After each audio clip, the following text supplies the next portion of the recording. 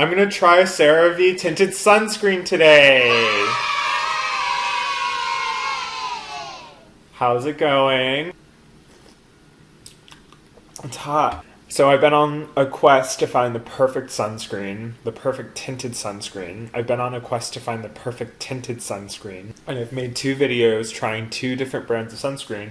And today I'm going to round it out by trying the world infamous CeraVe Tinted Sunscreen.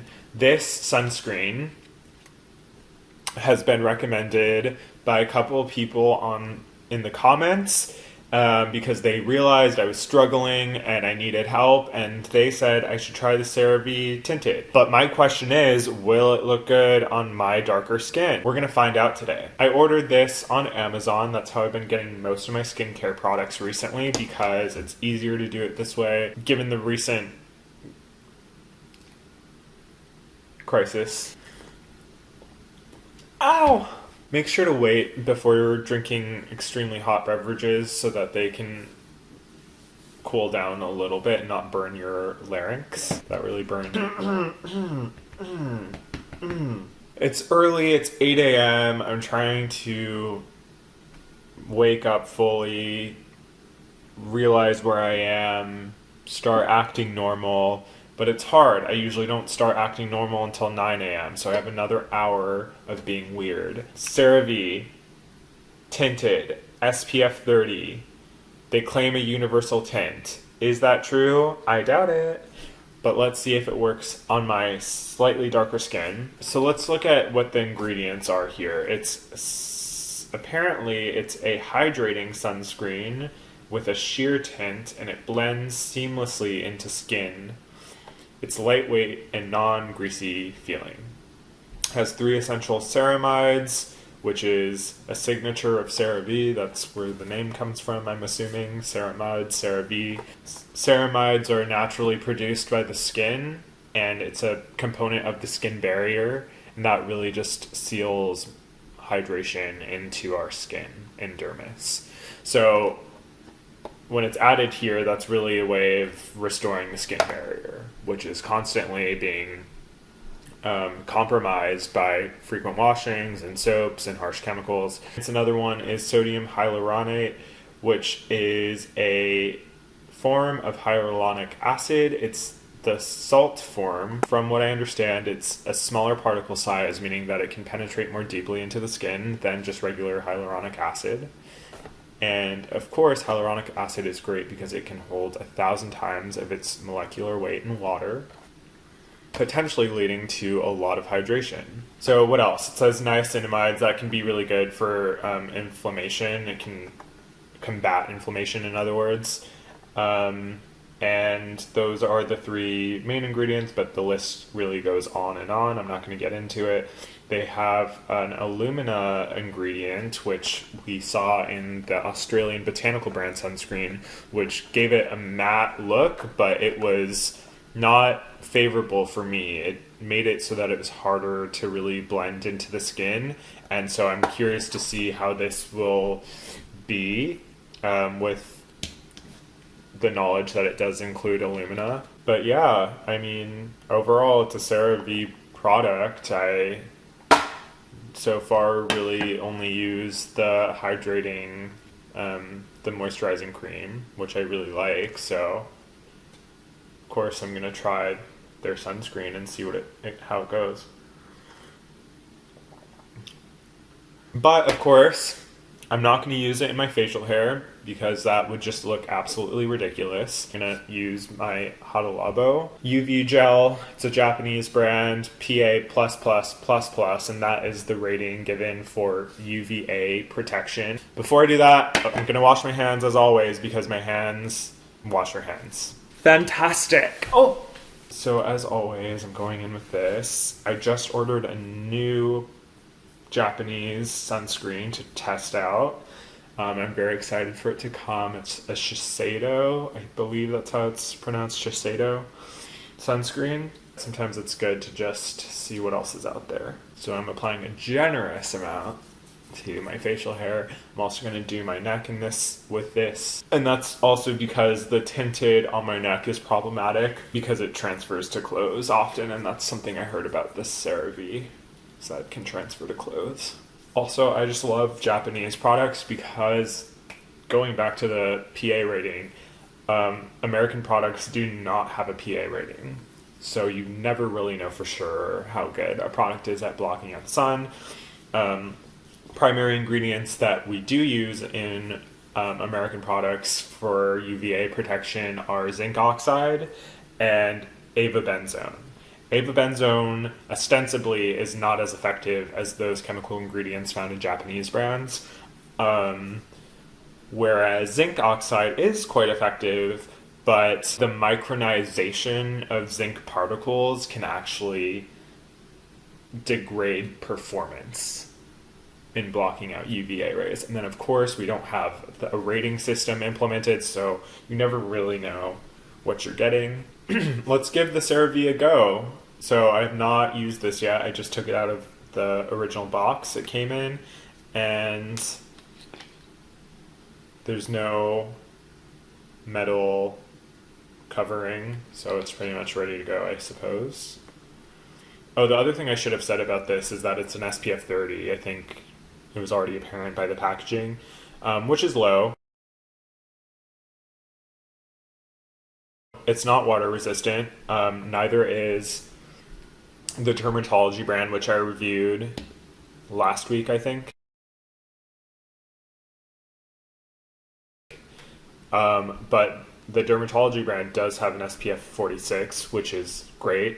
I don't think that you need anything higher than an SPF 30. The problem with SPF 30 is that, well, first of all, let's go to what that rating is. An SPF 30 purportedly can block out 97% of UVB rays, and anything above that gets marginally smaller as a percentage. So an SPF 30 is really like sufficient. It's just the problem is that people don't use enough sunscreen to achieve the SPF that's written on the label. And that's why sometimes, especially if you're someone who's skimpy with your application, a higher SPF could be better for you. And of course, with the tint, the reason why tint, I should have said this at the beginning, I hate myself. So tinted, it's actually effective at blocking out pro-pigmenting light on the visible light spectrum, namely blue light, which is the culprit of hyperpigmentation, especially in darker skin types. So I have a darker skin type, and post-inflammatory hyperpigmentation specifically is when you have any kind of acne or pimples that are healing and then heal darker. I definitely have been susceptible to that, and the pro-pigmenting wavelengths on the visible light spectrum can really exacerbate that, and that's why I go for tinted sunscreens. I think there's not enough research right now to show what effects blue light can have on aging, but there are some theories that it does contribute to photo aging. So I just want to be preventative. I want to take preventative measures, and even if the science isn't there yet, it's something that's not a difficult addition to my skincare routine, and there does seem to be evidence that it's beneficial to people with darker skin tones. So thanks for listening to that rant. I'm going to try the product now. First impressions, it does seem to have a slightly darker color than the Dermatology brand, but only very slightly. And that's just as it first comes out of the bottle. So I also realize I'm gonna need a mirror, so I'm gonna have to go get that. Okay, but I want to give you my first take on this. It feels creamy, a little bit more creamy than the Dermatology brand.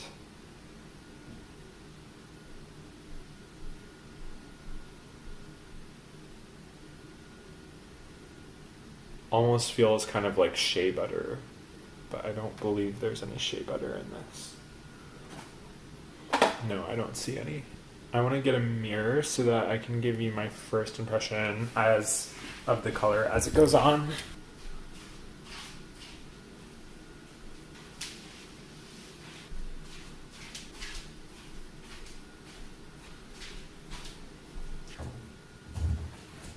I can't find my handheld mirror anywhere, so I have to use this full-length mirror. Hope you don't mind. Oh my gosh, I haven't been using my mic this whole time. It's fine.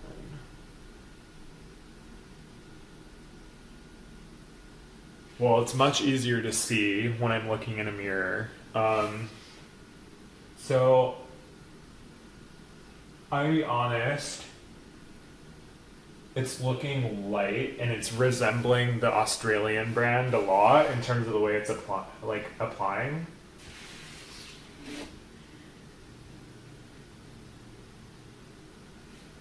Like, it's kind of cakey almost.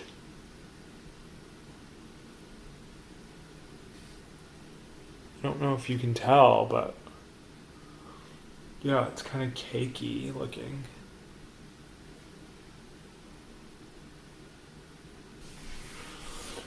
Okay. This is what it's looking like so far. I think it's maybe looking good on camera. Be hilarious if it's really not. Now that I've blended it in a little bit, it's not bad. So it's definitely not like drying up in the way that the Australian brand's sunscreen was, where it dried pretty quickly. Like, I can still move it around on my face even though it's been a few minutes after I initially applied it.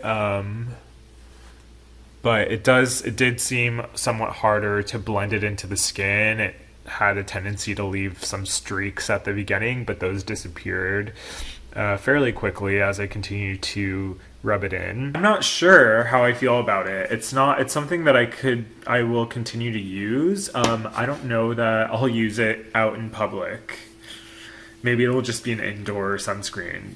For one, it's SPF 30, and I don't really even want to apply any more than I did. You saw how much I did that one squeeze with, and that's all I've applied, and it already feels kind of like significant. That was a good amount of sunscreen, I'd say. I don't know for sure if that was enough to achieve the SPF 30.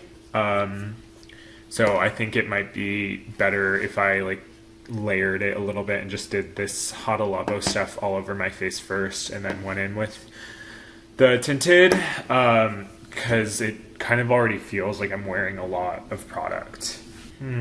Confused about it. I'm also just trying to let it set in a little bit more so I can go back and look at it and see if my opinion has changed at all. The other thing I did forget to mention was, in terms of the packaging, it's the same amount of product as Dermatology, 1.7 fluid ounces, but the packaging is remarkably different in size. I was actually nervous when I brought this stuff on a plane a few months ago. I thought they were going to pull it from my bag because it does kind of look like it's more than 3 ounces, which is the limit, but they didn't say anything. I think it'd be a safer bet, though, to just bring something that is kind of visibly under 3 ounces. The Dermatology has this exterior casing that makes it appear a lot larger, which also makes it seem like you're getting more product than you are, but in reality it's the same size as this. Okay, let's see what's happening now with my face. I'm just gonna be honest, I don't think it's perfect for me. When I'm directly in sunlight, which I'm gonna close my eyes for so you can see this. I don't know, it's just sort of, and maybe it's not picking it up on camera, but it just kind of really does look like I'm wearing makeup.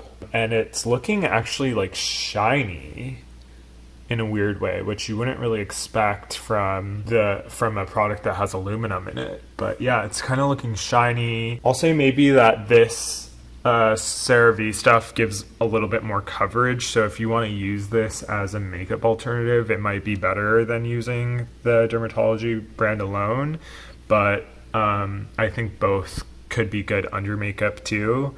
I'll leave a link in the description though. Because some people actually, I could see like why some people do like this and why it was recommended. It's just not right for me.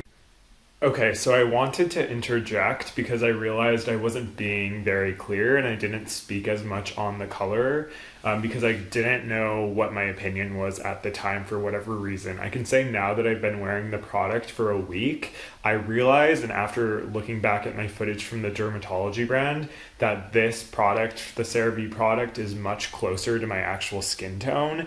The color of it is a darker, more warmer undertone, and so it does actually look better and wear better on my skin. I think overall I prefer the consistency of the Dermatology brand because it's lighter, easier to spread.